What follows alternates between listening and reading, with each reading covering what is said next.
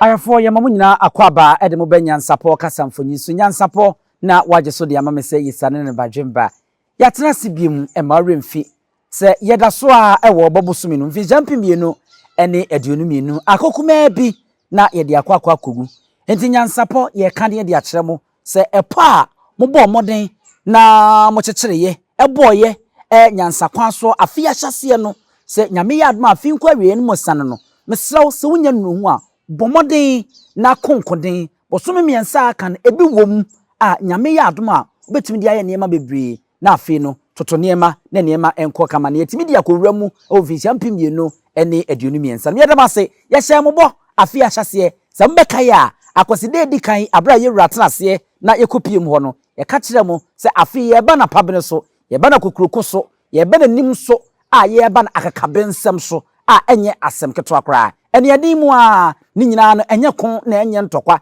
na emommuo no eye amamre ne abakwasem atetesem ene afutusem de eno de ye kon se wokon na NYANSAPO ye sanimu na ye de amamo ene yegusu a ye ene yesu Asante ye koduru muo no ewo Asante hini efie no feku ahodo no yegusu yaba ofa etosonson no ye de kokogu yi a ye hwe chidom se ne eno esi etie ewo honom na ene yi ekwansa babiem se opanyine ne ehya ase yi yensa aka ne biem ti na wose ye ba na ye ba beto so na afi feku mako nan ya aka no ye de nso ekokogu kame ho na yenko ma ye wrayi akwa aba ne emisa nimpum opanyini ye mo akwa aba NYANSAPO kasamfonyini so yemu na umpum te sei adomara kwa me ho ye pa odama ye ne na hya ase wo fe ntosonson ne ye bekwa akowurami obi wonom a afi ne wo hwe opese ohu din ni nyina abiem ti sei ti so ma me ananse owo apem na mete soro kotobrija kwa me akosa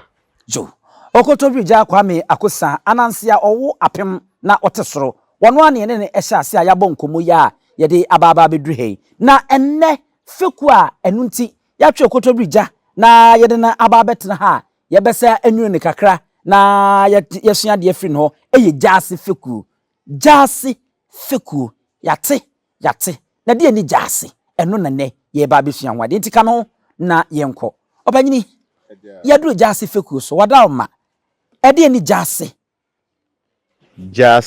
ebi mo kan se eja ase ebi so kan se eja ase eja ase asense muchia eja na ase na purupuru ye no ene ni Gyaase ebi so mo kan se eja eye Asante hene na sefo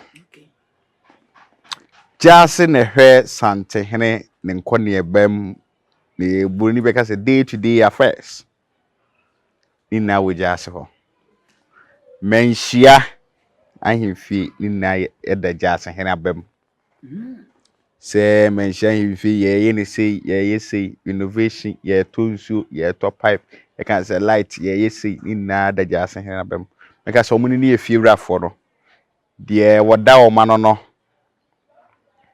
ene Gyaase hene abotre ye beba de woda o ma no na se ye ka Gyaase de a ye beka se Manhyia asafo nyina wonye nsafo hene de nanso no ese fa baabi no won na pono no ekura no obi a ne yabie emu ntotoye te ho nanso Gyaase hene efiewra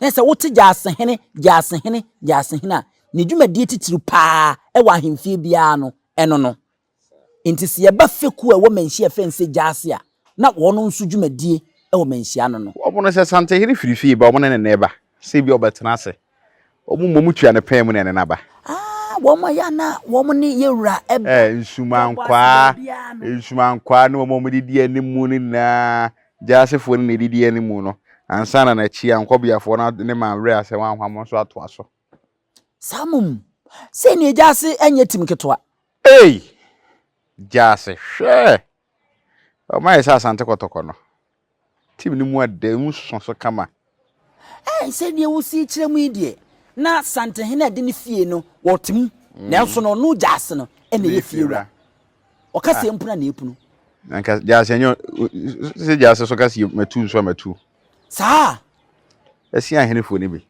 wo mutumi ya ohene so dom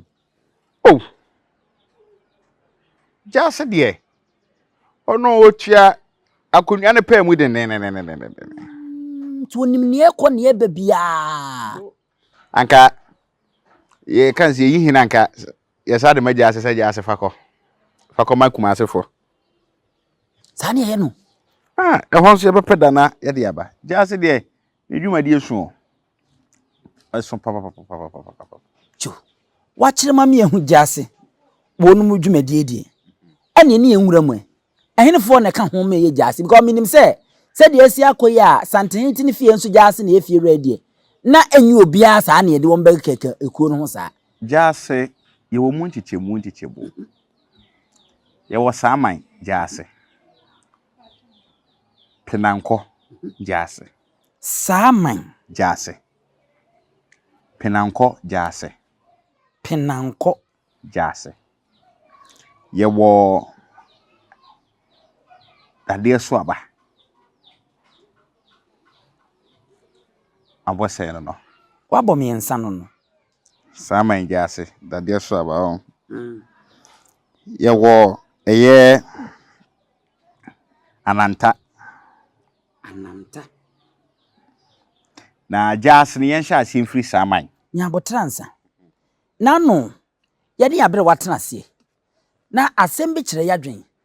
Ɛma hiahini ye bi se eye poverty ana ohia nkasa pa hene ana sese ɛma wo kyerɛ mu se da bi woyɛ ɔhene ba a ne ho hia no a ɔben konfo anoche adaroma ɛna ɛma yenya asa adwa no kra a ɔkyerɛ mu sabre sabinkuma ne sabimpanyina wɔde sabinkuma ɛde ba ya yekonya hia ehene ti obi a ne ho hia ne pa na bakosam de mesrew edoso aya ye ne NYANSAPO so aya ti mo amope hia hene na bakosam kwan yo fa so abrimuo ekon koye be fa Asante ajapade a woti ye ko ni nyina okonya NYANSAPO a eda so benya ni nyina hwe wo enti de mpese mi bisa ansan na wahya ase kora cheche mu no eye ananta yi sabio enan ananta ye so obi gina ho ya ananta yi ne hene anase di ananta Debi kasa hono fa so no na edi hwambo asem no edi ne pae adanta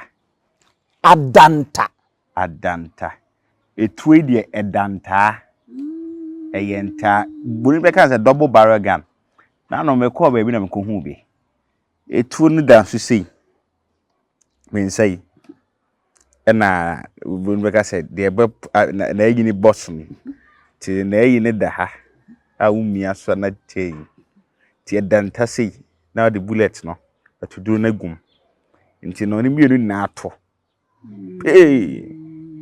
ano ne adanta ono na otua sa atu na no a wo ye ne hene ene ye adanta hene ese etuo abonta ne hene na kasawruso eni aye na ananta ese for wo nse mamisam a enka ye ko because me ti ye dada me ti ananta hene no asema mbisam wanse eyi obi a wogina wa sabe ne nan aye sei aye kana nanta no eno ne yi asantefo yi ne hena na se de hia hene koye ya ye nya mu nkyiremu no eno na afei ya benya mu nkyiremu ti sramo se anya nan nanta o etu a abonta ne hene nana aja wa ya de wa ha mani age se wa mamatiefo ya suma ada ho ame hu ananta no se nye ananta ne mu ya adanta etu abonta to asoma me na ye ko saman Gyaase no ye bekyirem saman no ye Gyaase fo ni bia fiku no so hyem na Gyaase ni pamienu na da no saman hene na bu abasa a o yotufo Gyaase hene ayese kontreni akwamu na no ye bepe da bi ni akyirem na mpempi no hu saman hene wo bodwam mpempi no te kro bia Asante kotoko hene se otena se a ne chense ya mpumpu nso hinachi wa amunso on ote asese bia so te ho awase e be peda ne achi na saman feku na wo Gyaase mu no saman hene e wo ho homebena ase e bi mu kan sa apa ase onu na won hene kobo aho na nsen ya wodi nya amane no wa hemfi ye wo atechem hene wo ho ye wo mpasa so number 2 mpasa so number 1 na ye manhene number 2 ni otu for brempon dema ehene benimase ehene atonsu kuma ehene atonsu kuma atonsu kuma yedi kan ka atonsu kese e wo kontri atonsu kuma we de wo sama Gyaase okay asuminja eye nwabeja nwabeja ho no asuminja bi hye ho kontompo ni afere kontompo ni afere afere kroba ko ndin ye me de no kontompo ni afere o yenkoi warakose ya kan wakase no warakose wankasa kose kronko na kronko no kura enko kura we die danko kura ye numu na danko ti kronko na ye kronko asonfo chiri krom asonfo hene ye wo akyeremade hene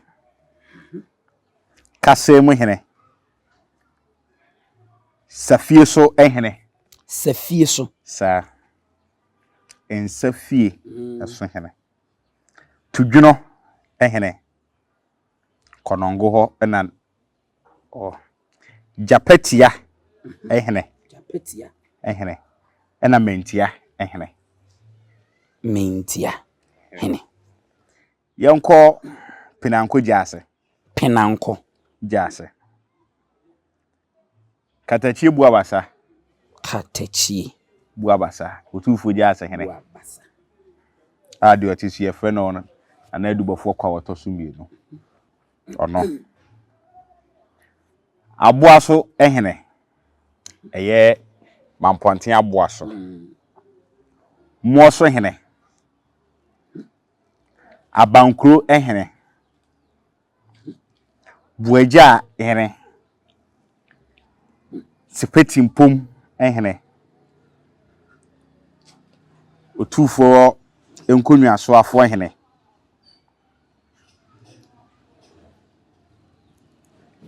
Asante Achiase hene Asante Achiase beposo hene enye beposo man hene o beposo ba ku bi wo ho se sha Asante Achem nchen ho no paso hene tetrim hene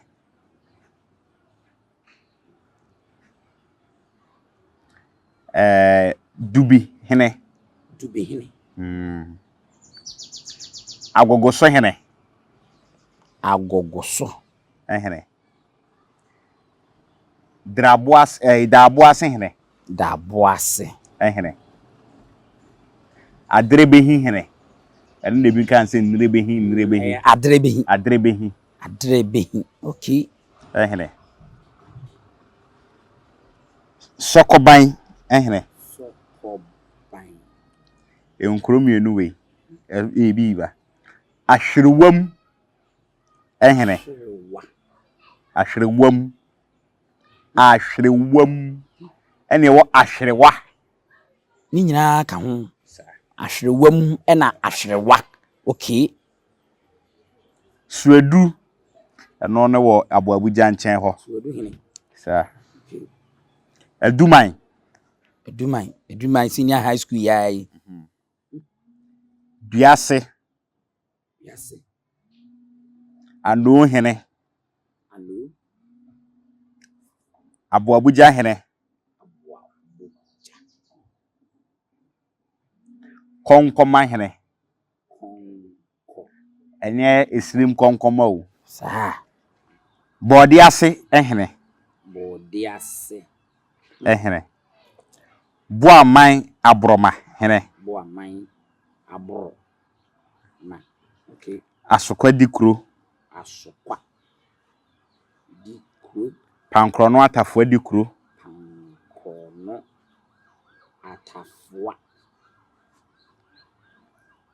asonfo hene Asomfo. Nibi hene. Nibi. Me nibi hene. Nibi hene. Brema hene.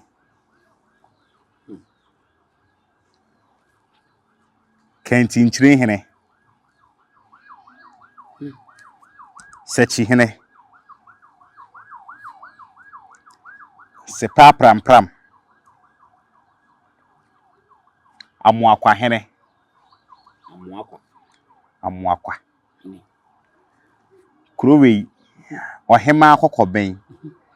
Ye kan ohema akokoben anase ahenema akokoben. I said they are na ahene makokoben ahene makokoben. Ayo ohema akokoben. Sa. Ohema Kokoben. Kokoben. Sa nti anya ahene makokoben. Hey. Ye wo tipre hene. Tipre hene. O watano so. Okay. O wabe hene. Onwa be. Apebo so hene. Ade Apebo so. ape. Enye se wakopie gugu. Da bi nya ne sa. Oh na. Apebo so. E because apebo so. Eni na esi ho a. Debo so hene.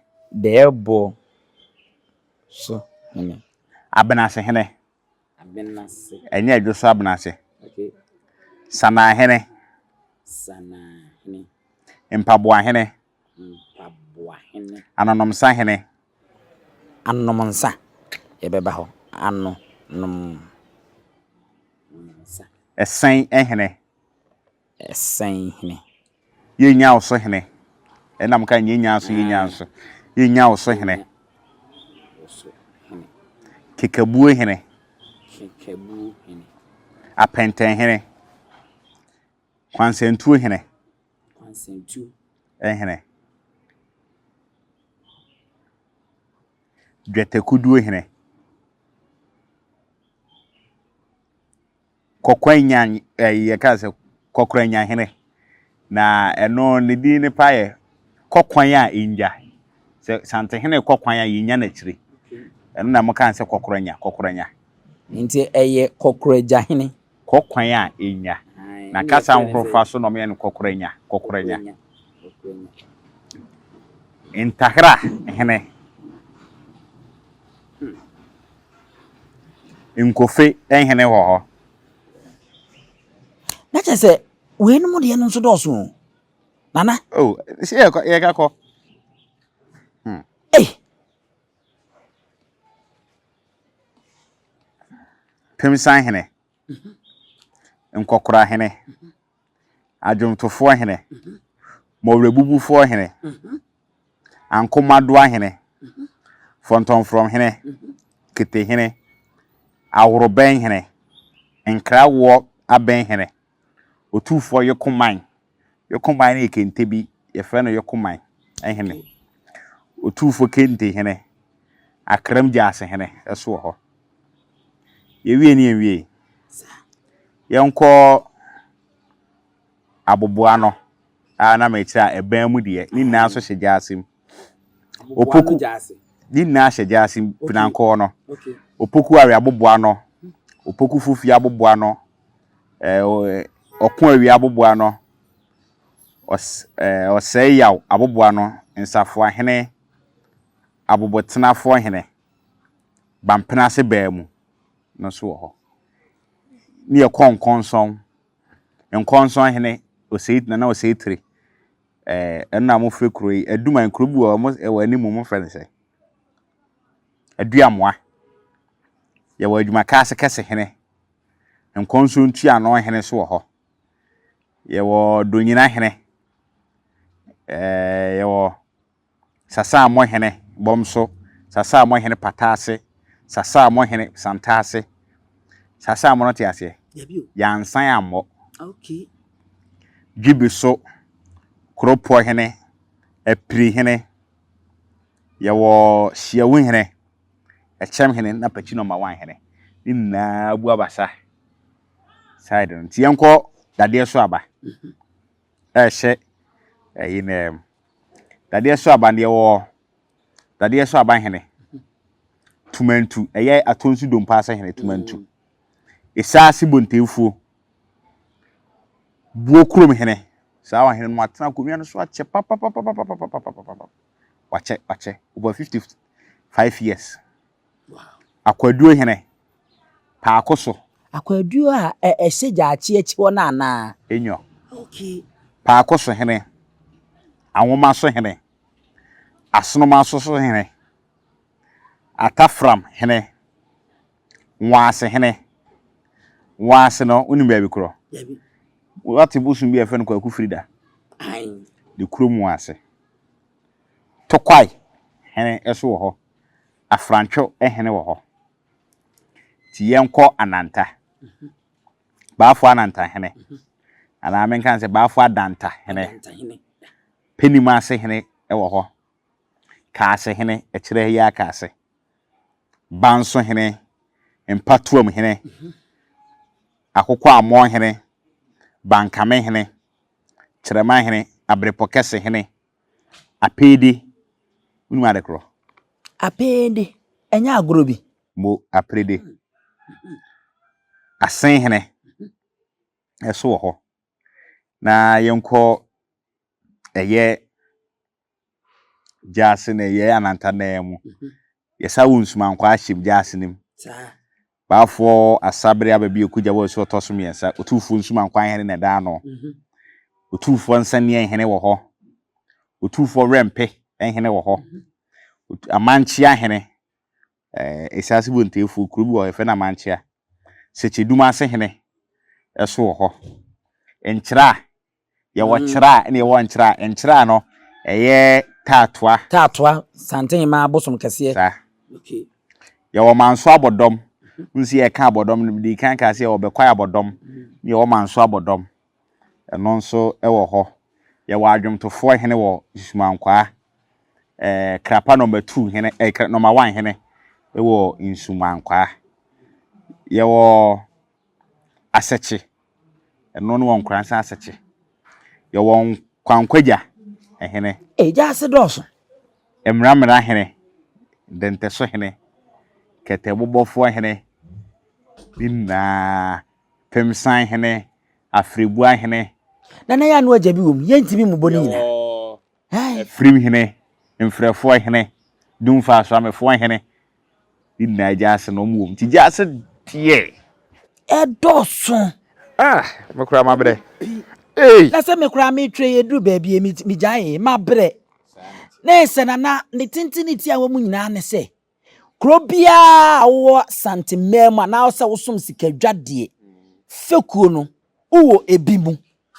wodabimu ankasa wodam wo 90 se de ogina tache wo wo mu no enti obia ne ho a wo som sikadwa obeka se fekuo mi de mi ni fekuo obi tina abontina nse na abrantie bi ti abontin mi de mi nda fekuo biam sine hu oyo trofo dada ni oni hene ba santimema obia wo fekuo dem ai se wo aso na ase wo de woni kuo bi na aso no ko ne sei obia wo fekuo dem ti sana de na che Gyaase no fekuo dos papa de eduru na man hene kura gise de ti bodem enti no wo madwuma nso so no sa aboa wo so na homa dos no arefo samohwe Gyaase nkom a eno nso ye de abeya me akra na mitwa anana ano edoso Gyaase na ye se aboa wo so no ne redie ne so ne homa ne so a chese wonu dwumadie na wonu mu die no nso no eso yie ntinya me nwanwa se eso wa me ehu sese bi o opem so na de na himfia watimu nso onye fiewura Gyaase ene ye fiewura a wonu wati wo chensafo ahene eti wonu dwumadie titiru pa wonu mu die eno no e wa himfia enye asem ketwa ho ye de Gyaase nkomobo no ye de yakosi nana ye da ase biom nase etiefo na ha ene ye de Gyaase nkomo twetwe no nso ye de mu besie na afei ye tu apo ye mo nyina mo ene hwa wogye ahene wa medi ene abusua pani owusu aduomi Adenti ni ebube ne brebe nse si ebube ebe ye de den kura preko enim sebe odwampopo bi esi kuro ni mu awase wadoresa tanyini wontena fie ema aseduamfo blani pie frimantam bahin se pin enye nkwande wa na yesotro no wa ansa na odi asebe fita na no makodi ebrensi am wa otua ne nsem mojabumo nim hu bi duanani wie klaman wo ye sofo kra wo nye yie bi tontonte ye no sane ya fa NYANSAPO Aboa ntakra na mane yakese na ntakra aboa ne de fanyinam kwatere kwa. Mada woro ma ntoma ye fe ni din de sey. Ni din de Obama. Akola wa no so pese otrimu osuma ense bratam. The problem ne honhon hia na America sa. Sebe ka ya twa ni mu nyame nai ebu afa so enye de ya twa ni mu twa nyame. Sebedi akone bekwen bodi atwede. Na se kofi nro ne ya aben ntima nyina ni mu ampata na wo yade ya.